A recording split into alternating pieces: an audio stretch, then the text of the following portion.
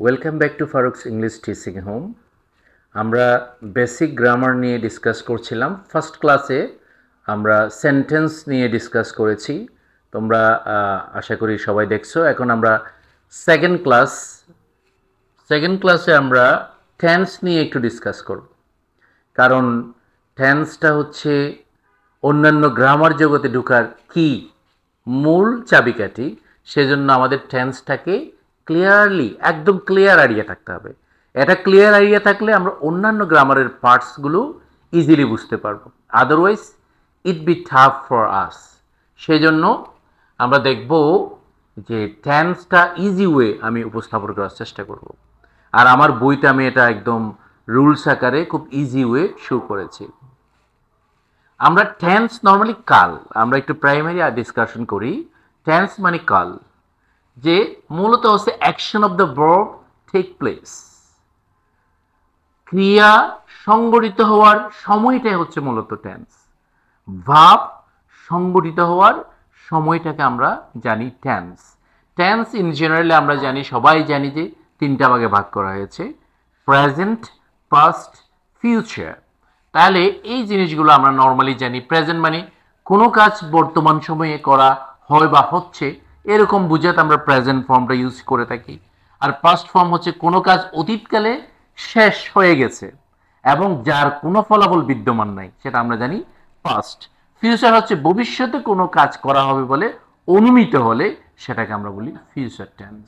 তাহলে আমরা এই টেন্সের মূলত 12টা ফর্ম আছে, সেগুলো আমরা দেখব। মূলত আমরা আজকে প্রেজেন্ট ফর্মের 4টা যে পার্ট আছে, present indefinite, present continuous, present perfect continuous tense, এই 4টা ফর্মের আমরা আজকে ফার্স্ট ওয়ান দিয়ে প্রেজেন্ট ইনডেফিনিট টেন্স দিয়ে শুরু করব। আমরা জানি প্রেজেন্ট ইনডেফিনিট টেন্সটা নর্মালি বর্তমান সময়ে ভাবের কোনো কাজ করা হয় বা হচ্ছে এরকম বুঝাতে আমরা জানি প্রেজেন্ট ইনডেফিনিট টেন্স ব্যবহার হয়। তাহলে সেটার ক্ষেত্রে আমরা দেখব কিছু ইম্পর্টেন্ট রুলস, যেগুলো আমাদের জানা না থাকলে, যেগুলো যদি আমরা না জানি তাহলে আমাদের টেন্সের লেকিংস থেকে যাবে। যেমন নাম্বার 1-এ আমি হাইলাইট করেছি, যদি ভার্ব সাবজেক্টটা থার্ড পারসন সিঙ্গুলার নাম্বার হয় তাহলে আমরা জানি ভার্বের শেষে এস বা ইএস যোগ হয়। এটা জেনারেল রুলস এবং প্রেজেন্ট ইনডেফিনিটের মেইন রুল। তাহলে সেই রুলে আমরা দেখতে পাই, যেমন আমরা ভার্ব যদি থার্ড পারসন সিঙ্গুলার, সাবজেক্ট যদি থার্ড পারসন সিঙ্গুলার হয়, ভার্বের সাথে এস বা ইএস যোগ হয়। তাহলে হি রিডস, তাহলে আমরা এখানে দেখতে পেয়েছি এখানে এস যোগ হয়েছে, কারণ কি হি থার্ড পারসন সিঙ্গুলার হওয়ার কারণে।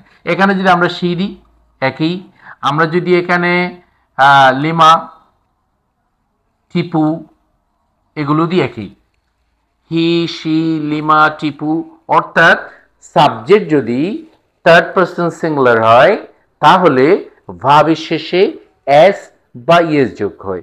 তদ্রূপ আমরা অনেকগুলো করতে পারি। যেমন আমরা বলি করিম রাইটস এ লেটার, তারপরে he or she or Lima drinks a cup of tea. এভাবে আমরা অনেকগুলো বাক্য বলতে পারি। তাহলে আমরা বুঝতে পারলাম, যদি subject third person singular number হয় সেক্ষেত্রে ভার্বের শেষে এস বা ইএস যোগ হয়। রুল 2 আমরা একটু দেখব, বাংলা বাক্যের শেষে কোনো ক্রিয়া না থাকলে সেটা প্রেজেন্ট ইনডেফিনিট টেন্সের হয়। তাহলে আমরা জানি বাংলা বাক্যে ক্রিয়া ছাড়া সংগঠিত হতে পারলেও ইংরেজি বাক্য কিন্তু ক্রিয়া ব্যতীত সংগঠিত হতে পারে না। যেমন এখানে আমরা যদি বাংলাটা দেখি, দ্য ফ্লাওয়ার ইজ রেড, তাহলে ফুলটি লাল। তাহলে ফুলটি লাল, এটাতে কোনো ক্রিয়া নেই। কিন্তু আমি যদি এটাকে ইংরেজিতে হুবহু ট্রান্সলেট করি, ফুলটি মানে দ্য ফ্লাওয়ার, লাল মানে রেড, তাহলে এটার ইংলিশ ট্রান্সলেশন হয় দ্য ফ্লাওয়ার রেড। তাহলে ইংরেজিতে বাক্যটা আর কমপ্লিট হলো না। সেই জন্য ইংরেজি বাক্যটাকে কমপ্লিট করার জন্য আমাদেরকে অবশ্যই ভাব আনতে হবে।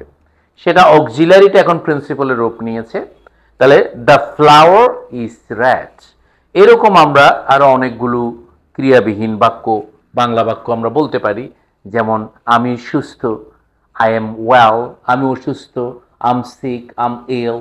তাহলে বাংলা বাক্যে ক্রিয়া নাই, কিন্তু ইংরেজি বাক্য যখন আমরা করতে গেলাম অটোমেটিক্যালি এম, ইজ, আর চলে আসছে।